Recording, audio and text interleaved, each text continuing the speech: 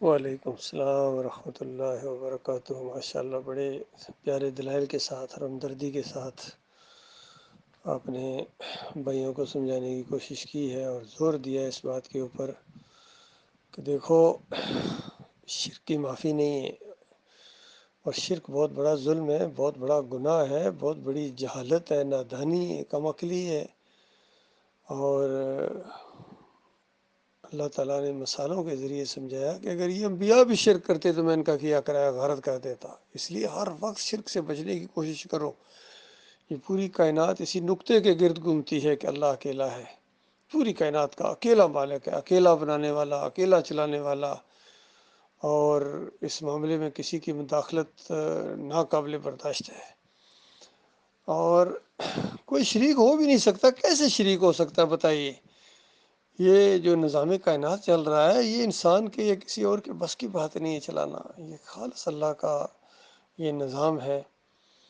اور اللہ تعالیٰ نے طرح طرح سے یعنی الفاظ بدلی کر کے آیات کو مختلف اینگل سے بیان کیا کہ لوگ اس ایک مسئلے کو سمجھ جائیں۔ اس ایک مسئلے کو سمجھانے کے لیے جو ہے نوح علیہ السلام کی 950 سال کی دعوت، اور ہر نبی نے اسی ایک دعوت کو پھیلایا۔ سب کا دین ایک، ایمان ایک، اور کہیں ایک آیت کے اندر اللہ تعالیٰ نے اس مسئلے کو بیان کیا کہ سارے انبیاء ایک دعوت لے کے آئے تھے۔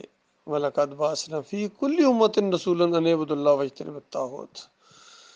ہر نبی کی یہی دعوت ہے کہ انِ اعْبُدُوا اللَّهَ، اللہ کی بندگی کرو، اللہ کے بندے بن جاؤ، فرمو پر تمہیں بندگی کے لیے پیدا کیا ہے، تمہیں داتائی، دستگیری، مشکل کشائی اور حاجت روائی کے لیے نہیں پیدا کیا ہے۔ ان سب کاموں کے لیے وہ خود اکیلا کافی ہے۔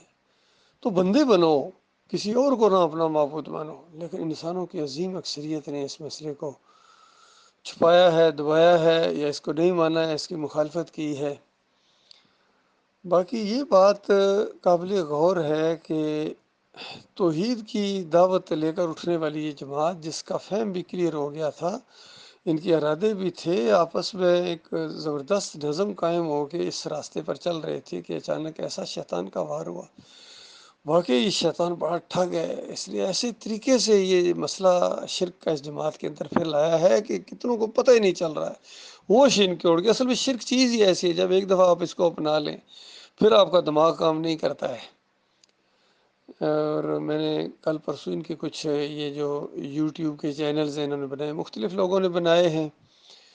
محمد حنیف صاحب کے جو ساتھی ہیں، سہیل خان ہے، عبداللہ عمر کا بھی ایک چینل ہے، اور کچھ کافی چینل میں دیکھتا ہوں، یعنی کھول کے جب کوئی بھی جہاں ڈاکٹر صاحب کی کوئی کیسٹ ہوتی ہے میں کھولتا ہوں کہ کس صاحب کی طرف سے، پھر وہاں دوسری پتہ چل جاتا ہے کس کے۔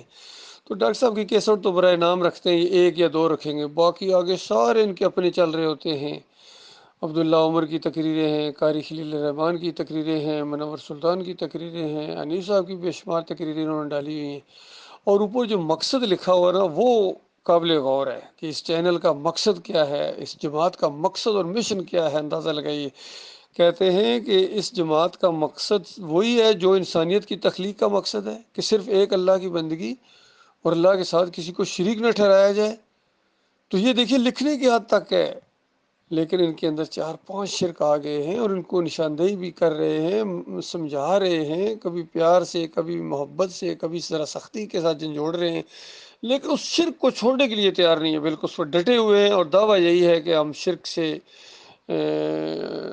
پاک ہیں، الحمدللہ ہمارے اندر شرک نہیں ہے۔ اس طرح کی باتیں ان کے منہ سے نکلتی ہیں، اور ان کے جو امیر ہیں یا ناظمین ہیں کبھی کہتے ہیں یہ جماعت حق ہے۔ بھائی حق تھی، اب نہیں ہے، جب شرک آ گیا تو حق ختم ہو گیا۔ حق اور باطل کا معاملہ جو ہے اب پھر یہ کشمکش شروع ہو گئی حق اور باطل کی۔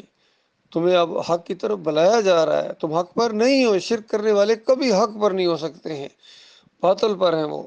تو یہ محمد حنیف صاحب کا عقیدہ یہ بالکل شرکی عقیدہ ہے۔ قاری خلیل الرحمان ہوں، عتیق الرحمان ہوں، منور سلطان ہوں، اور یہ جتنے بھی ہیں چاہے مرکزی شورا کے لوگ ہوں، شرک کے اوپر اب قائم ہو گئے ہیں۔ بہرحال ہمارا کام تھا بتانا، بتا رہے ہیں الحمدللہ۔ ساتھی کتنے اچھے دلائل کے ساتھ بتا رہے ہیں، کتنی ہمدردی کے ساتھ بتا رہے ہیں، تو ان کو سوچنا چاہیے، غور و فکر کرنی چاہیے ان کو، اور مانیں گے تو اپنا بھلا کریں گے، نہیں مانیں گے تو شکنجے میں ان کی جان کسی جائے گی، خون اور پیپ کی وادیوں کے اندر ان کو ہمیشہ رکھا جائے گا، تھوڑے گرز پڑیں گے، ان کے جبڑے پھاڑے جائیں گے، اور خون اور پیپ کی نہروں کے اندر ان کو غوطے دیے جائیں گے جب تک قیامت قائم نہیں ہوگی، اور میدان محشر میں ان کو ذلیل و رسوا کیا جائے گا اور کہا جائے گا ایمان کی دولت آئی بھی تھی، ایمان کو سمجھ بھی گئے تھے، پھر تم دوبارہ مشرک ہو گئے تھے، اب چکھو عذاب کے مزے، ان کے چہرے کالے ہوں گے۔